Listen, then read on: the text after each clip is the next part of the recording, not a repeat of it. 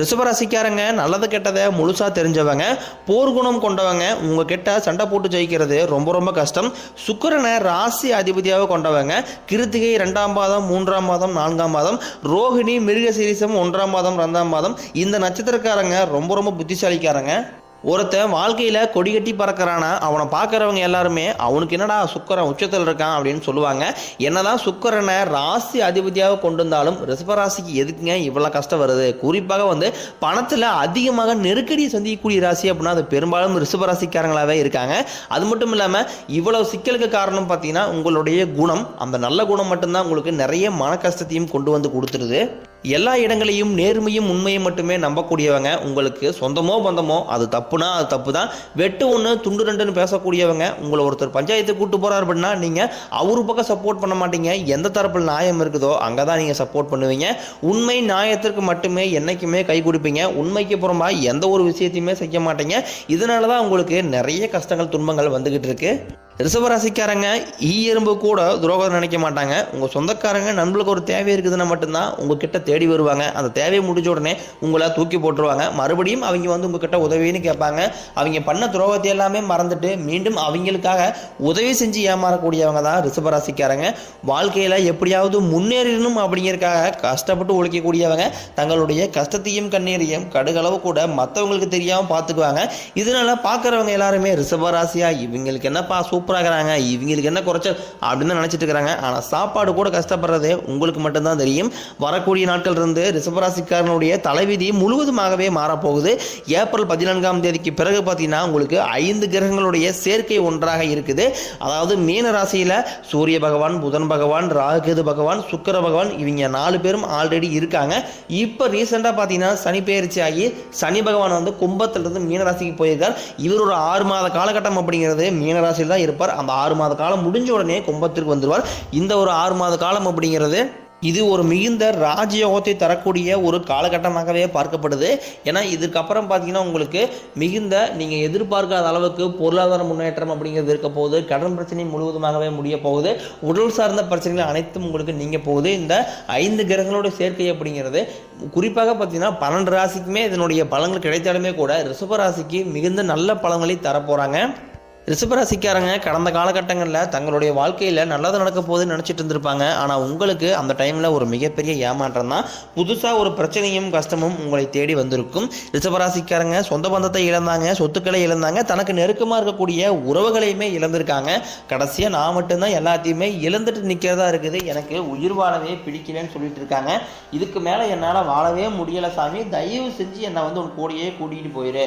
நான் இவ்வளோ கஷ்டப்பட்டதுக்கப்புறம் எனக்கு வாழ்க்கையில் வாழணுங்க எண்ணம் சுத்தமாகவே போயிருச்சு. இவங்க மனசுல கவலையும் துன்பம் தான் அதிகமாகவே இருக்கு.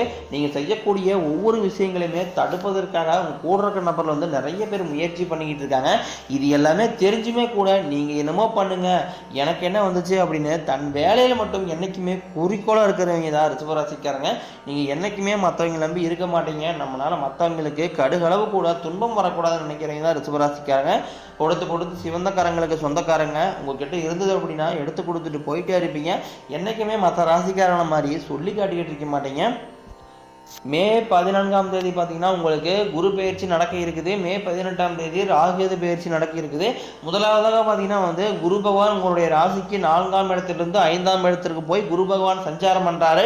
இதன் மூலமாக பார்த்தீங்கன்னா கடந்த காலகட்டங்களில் கடந்த 2.5 வருடமாகவே பார்த்தீங்கன்னா ரிஷபராசிக்காரங்க வாழ்க்கையில் பெரிதாக எந்த ஒரு பொருளாதார முன்னேற்றம் அப்படிங்கிறது இருந்திருக்காது. தொழிலில் பிரச்சனை, கடன் அதிகமாக இருக்கும். இந்த மாதிரி நிறைய சிக்கல் எல்லாமே சந்திச்சிருப்பீங்க. உங்களுக்கு கண்டிப்பாக குரு பகவானுடைய பார்வை டைரக்டாக உங்கள் மீது இருக்கிறதுனால வரக்கூடிய நாட்கள் இருந்தே உங்களுக்கு வருமானம் அப்படிங்கிறது அதிகரிக்க போகுது. தங்கள் தகுதிக்கு ஏற்ப வரக்கூடிய நாட்களில் நல்ல ஒரு வேலை கிடைக்கும். கடந்த காலகட்டங்களில் ஏதோ கிடைக்கிற வேலைக்கு போயிட்டு இருந்திருப்பீங்க. ஒரு 10,000 சம்பளத்துக்கோ 15,000 சம்பளத்துக்கோ போயிட்டு இருந்திருப்பீங்க. இனி வரக்கூடிய நாட்களில் உங்கள் தகுதிக்கு ஏற்ப நீங்கள் நினச்ச மாதிரியே உங்கள் படிப்புக்கு ஏற்ற மாதிரி நல்ல ஒரு வேலை அப்படிங்கிறது கிடைக்கும். நீங்கள் ஒரு அரசாங்க வேலைக்கு ட்ரை பண்ணாலும் சரி, இல்லை ஒரு ஐடி ஜாப்போ, ஒரு பிரைவேட் ஜாப்போ, இல்லை பேங்க் சைடோ நீங்கள் எங்கே வேலைக்கு ட்ரை பண்ணாலும் வரக்கூடிய நாட்களில் அந்த வேலைங்கிறது நிச்சயமாக உங்களுக்கு கிடைக்கும். தொழிலில் இருந்த தடைகள் விலகி தொழிலில் நீங்கள் செய்யக்கூடிய முயற்சி அனைத்தும் உங்களுக்கு வெற்றியாகவே மாறும். இருந்தாலும் சனி பகவானினுடைய பார்வை உங்களுக்கு நேரடியாகவே இருக்குது. இதனால வருமானம் அப்படிங்கிறது உங்களுக்கு பல வழிகளில் வரும். தொழிலில் லாபம் சற்று அதிகமாகவே கிடைக்கும். அரசியல்வாதிகளை பொறுத்த வரைக்கும் புதிய பொறுப்புகள், புதிய பதவிகள் எல்லாமே தானாகவே உங்களை வந்து சேரும். ராகு கேதுவால உங்களுடைய செல்வாக்கு அப்படிங்கிறது உயரும். உடல் ஆரோக்கியம் மேம்படும். சங்கடங்கள் நீங்கும். மறைமுகமாக உங்கள் தொழில் வாழ்க்கையிலையும் சரி, இல்லற வாழ்க்கையிலையும் சரி, நிறைய நபர்கள் தொல்லை கொடுத்துட்டே இருந்திருப்பாங்க. இனி அவர்களுடைய தொந்தரவு சுத்தமாகவே இருக்காது.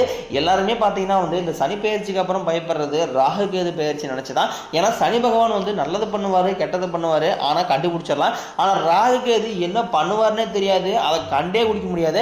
ஆனால் வரக்கூடிய நாட்களில் உங்களுக்கு சனி பகவானும் குரு பகவானும் ராகு கேது பகவானும் இவங்க 3 பேருமே சேர்ந்து ரிஷபராசிக்கு நல்ல நல்ல பலன்களை மட்டுமே தரப்போறாங்க. அது மட்டும் உங்களுக்கு உறுதிங்க. தொழிலில் இருந்த தடைகள் விலகி சிலர் வந்து புதிதாக தொழில் தொடங்குவீங்க. உற்பத்தியில் இருந்த தடைகள் நீங்கி தொழிலை விரிவு செய்வீங்க. வரக்கூடிய நாட்கள்ன்றதே உங்களுக்கு விற்பனை அப்படிங்கிறது அதிகமாயிரும். ஏற்றுமதி இறக்குமதி தொழிலில் நல்ல லாபம் கிடைக்கும். நீங்கள் செய்யக்கூடியது சின்ன தொழிலோ பெரிய தொழிலோ நல்ல ஒரு வளர்ச்சி அப்படிங்கிறது இருக்கும். ஏன்னா பிஸ்னஸ் பண்ணிட்டு இருப்பீங்க. கடந்த 2.5 வருடமாக வந்து பிஸ்னஸில் பெரியதாக லாஸ் தான் அதிகமாக இருந்திருக்கும். லாபங்கிறதே வந்திருக்காது. சரி பிஸ்னஸே க்ளோஸ் பண்ணலாம்டா அப்படிங்கிற நிலைமைக்கு இப்போ தள்ளப்பட்டிருப்பீங்க. ஒரு 2 மாதம் 3 மாதம் வெயிட் பண்ணி பார்ப்போம் பிஸ்னஸ் எந்த மாதிரி வருது அப்படின்ட்டு. அதுக்கப்புறம் முடிவு பண்ணிக்கலாம் அப்படின்னு நிலைமையில் இருப்பீங்க. கண்டிப்பாக வரக்கூடிய நாட்கள் உங்களுடைய விற்பனை அப்படிங்கிறது அதிகமாக போகுது. நல்ல ஒரு லாபம் மீட்டு தரக்கூடிய உங்களுக்கு நாட்களாக வரக்கூடிய நாட்கள் அப்படிங்கிறது இருக்க போகுது. திருமணமாகாத நபர்களுக்கு நீங்களும் பார்த்தீங்கன்னா கடத்த 3-4 வருடமாக பெண் பார்த்துட்டு இருந்திருப்பீங்க. ரிஷபராசியில் இருக்கக்கூடிய பெண்களுக்கு ஈஸியாக திருமணம் அடைஞ்சிருது. ஏதாவது ஒரு சூழ்நிலை பெண்களுக்கு திருமணம் அப்படிங்கிறது அடைஞ்சிருது. ஆனால் ஆண்கள் தான் ரொம்ப ரொம்ப பார்ப்போம். ஏன்னா வயது 34, 35, 38 வயது வரைக்குமே நிறைய ரிஷபராசியில் இருக்கக்கூடிய ஆண்களுக்கு திருமணம் பார்க்கணும் அப்படிங்கிறது ஏதாவது ஒரு சூழ்நிலை தடைபட்டே போயிருக்குது. காரணம் பார்த்தீங்கன்னா வந்து பொருளாதாரத்தில் கொஞ்சம் கம்மியாக இருக்கிறது, படிப்பு இல்லை, வேலை இல்லை, இந்த மாதிரி நிறைய சிக்கல் எல்லாமே வந்து நிறைய பேர் வந்து ஒரு காரணமாக சொல்கிறாங்க. ஆனால் வரக்கூடிய நாட்களில் நீங்கள் எதிர்பார்த்த மாதிரியே நல்ல ஒரு வரன் அப்படிங்கிறது உங்களுக்கு நிச்சயம் அமையும். வாழ்க்கை துணையை இழந்த ரிஷபராசி ஆண்களோ பெண்களோ அடுத்து வந்து 2வது திருமணம், அதாவது மறுமணம் பண்ணலாமா வேண்டாமா அப்படிங்கிற குழப்பத்திலே இருப்பீங்க.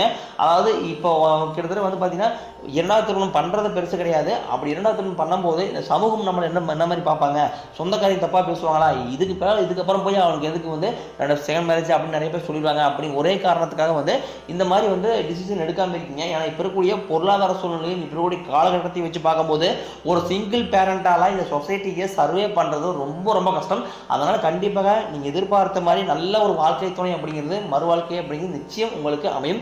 குழந்தையை பார்க்கறதுக்காக இயங்கிய ரிஷப ராசிக்காரங்களுக்கு நீங்களும் போகாத ஹாஸ்பிட்டலில் பார்க்காத ட்ரீட்மெண்ட் கிடையாது, வணங்காத சாமி கிடையாது.